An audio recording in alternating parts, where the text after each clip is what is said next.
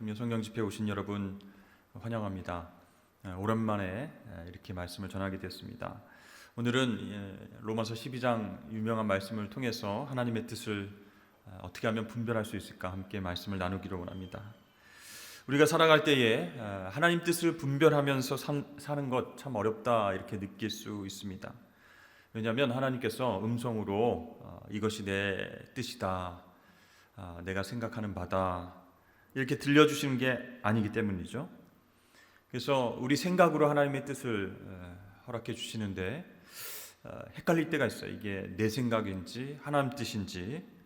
그래서 결국 이게 내 생각 아니겠는가 하면서 하나님 뜻을 찾는 것을 포기하기도 한다는 것이죠.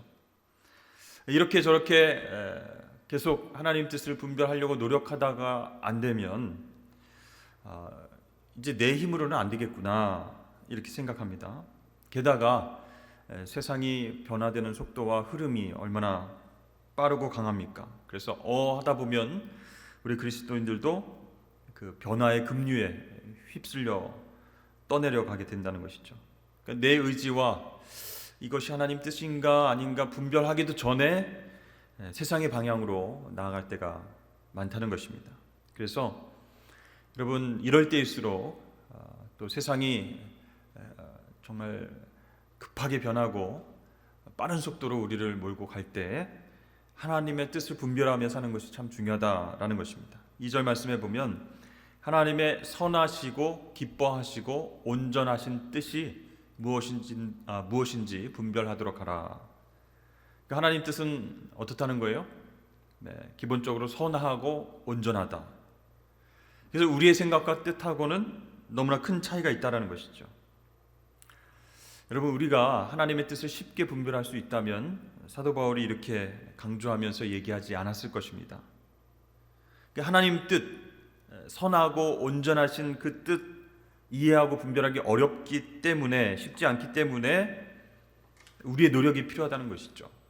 연어가 강물을 거슬러 올라가는 것처럼 한 걸음 한 걸음 세상의 급류와 맞서서 하나님 방향으로 살아가려고 노력해야 된다는 것입니다. 여러분들도 지금까지 삶을 돌아와 보면 하나님 뜻과 내 생각이 달랐던 때, 그런 때가 많았음을 깨닫게 되죠. 나는 괜찮다고 생각했는데 지나고 보면 영적으로 굉장히 위기였고, 나는 정말 힘들고 어렵고 버티기 쉽지 않았는데 지나고 나니까 그때가 은혜의 때였다라는 것을 우리가 알게 됩니다. 강해 설교자로 유명한 존 메가더 목사님이 계신데요. 그분이 목회 초기에 경험했던 일입니다. 목회 8년 차가 되는 해에 정말 사랑과 정성으로 양육한 5명의 제자들이 교회 중직자들과 함께 찾아왔습니다. 그래서 이 목사님에게 그만 나가주십시오 이렇게 사임을 요구했습니다. 목사님 큰 충격과 배신감에 사로잡혔습니다. 더 이상 말씀을 전할 힘도 없고 목회를 할 동력이 떨어졌어요. 그 교회에 머물고 싶지 않았습니다. 근데 문제는 뭐냐면 갈 곳이 없었다는 것이죠. 나가겠습니다 이렇게 말을 하고 싶고 결정했습니다 나가겠습니다 하고 싶은데 갈 곳이 없는 거예요. 목사님은 하는 수 없이 그 교회에 계속 머물게 됐습니다.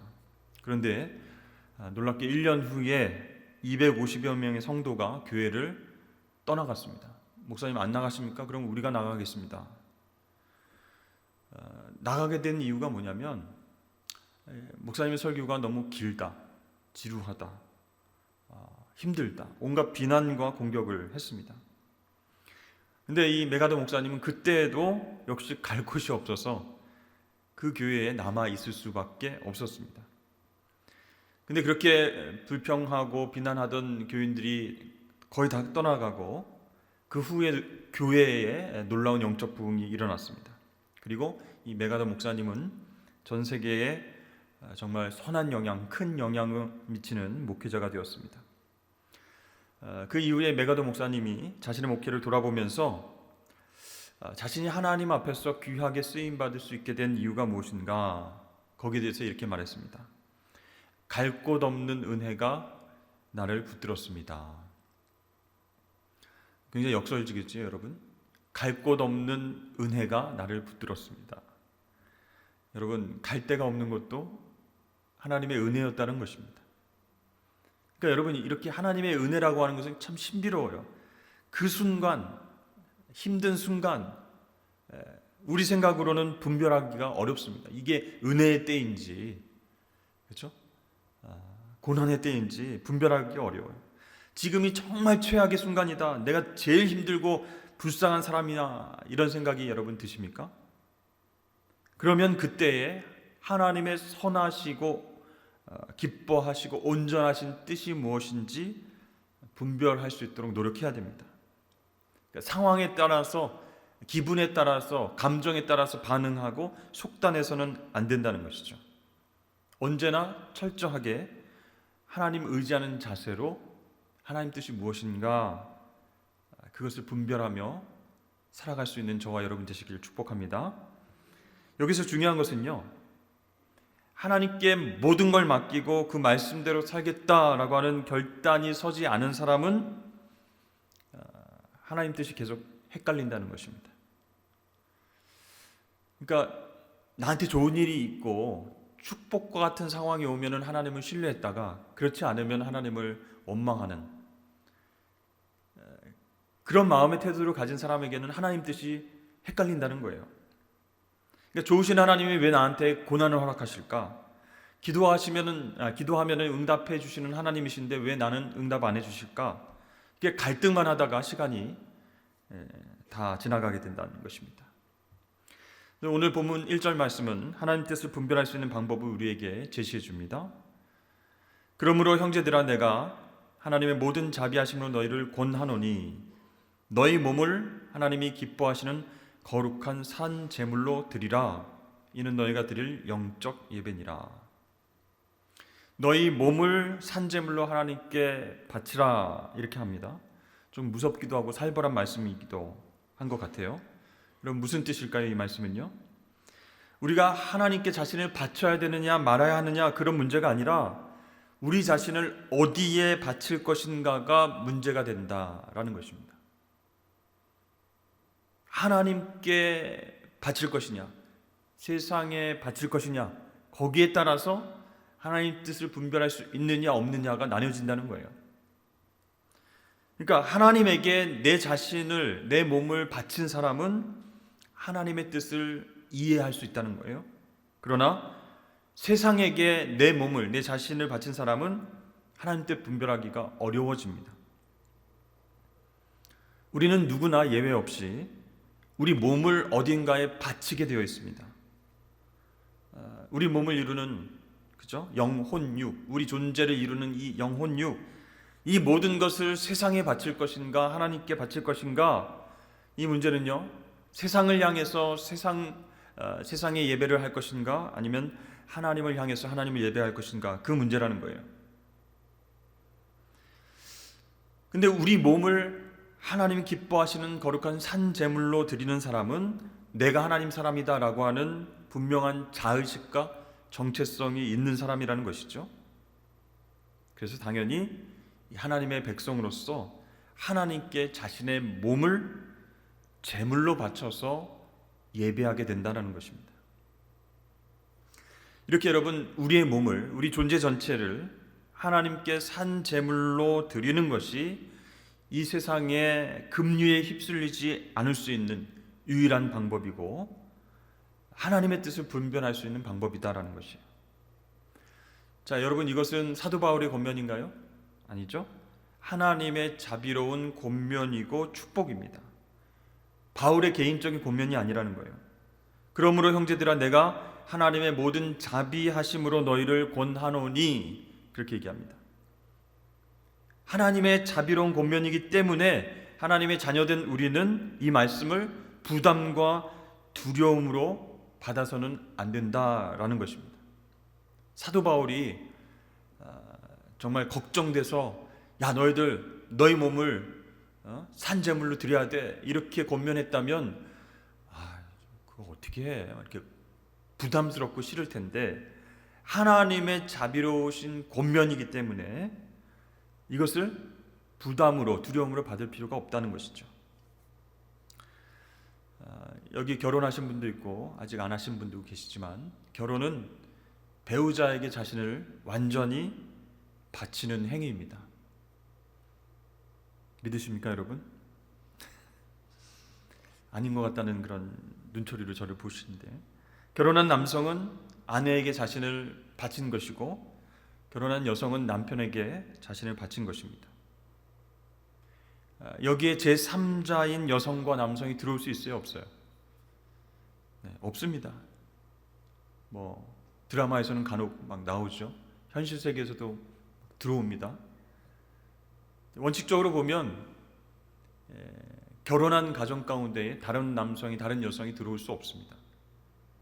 결혼한 배우자에게 나는 내 자신을 당신에게 바칩니다라고 제3자가 달려들면 어떻게 해야 돼요?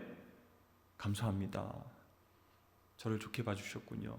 저를 사랑하시는군요. 이렇게 받아들여야 됩니까? 아니죠. 물리쳐야죠. 절대로 받아들일 수 없는 것이죠. 오직 배우자에게 나의 모든 것을 오픈하고 섬기고 배려하고 사랑을 베풀어서 그렇게 하나가 된 것이죠. 이것이 여러분 내 몸을 바친다라는 말의 뜻입니다. 자, 하나님께 내 몸을 산제물로 바친다라는 것도 그런 의미로 생각해 볼 수 있어요. 하나님 사랑하기 때문에 내 생각과 마음과 섬김과 시간과 물질과 봉사 모든 것을 바치는 것입니다. 여기에 다른 사랑이 끼어들 수 없다라는 것이죠. 그런데 이 말씀을 부담으로 느낀다면 그것은 무슨 뜻일까요? 하나님을 내가 믿기는 믿어도 하나님을 사랑하지 않는다라고 할 수 있는 것이죠. 꼭 그렇게까지 해야 돼? 믿으려면 조용히 믿지. 모든 것을 바치면서 산제물로 바치면서 그렇게 예배를 하고 섬기고 봉사해야 돼? 라고 생각한다면 하나님과의 관계에 뭔가 문제가 있다라는 것입니다. 이 세상에서 결혼 제도가 꼭 있어야 돼? 좋아했다가 싫어할 수도 있고 사랑했다가 식을 수도 있고 다른 사람과 사귀면서 지낼 수도 있는 거지. 이렇게 얘기를 한다면 한 사람에게 자신의 모든 것을 바치고 섬기고 사랑해 본 적이 없는 사람이다 할 수 있죠. 그러므로 사랑하는 성도 여러분, 하나님을 진심으로 사랑하실 수 있기를 축복합니다. 그렇게 된다면 내 몸을, 내 존재 전체를 하나님을 예배하고 섬기는데 바치게 된다는 거예요. 근데 오늘 말씀에 보면 산제물이라는 표현이 나오죠. 원래 구약 제사제도에서 제물은 어떻게 됩니까? 살아있는 상태에서 마취시키고 이렇게 잡고 피 흘리게 하고, 그게 아니죠. 제물은 죽어야 된다는 거예요. 근데 오늘 말씀에 산제물로 드리라, 산제물이라고 나오는데 그게 과연 무슨 뜻일까? 반은 살아있고 반은 죽은 상태인가? 제가 어릴 적에 시골에 종종 놀러 갔다고 말씀드렸죠. 방학 때 거기서 이제 충격적인 장면들을 많이 목격을 했습니다. 문화적인 충격도 많이 받았어요.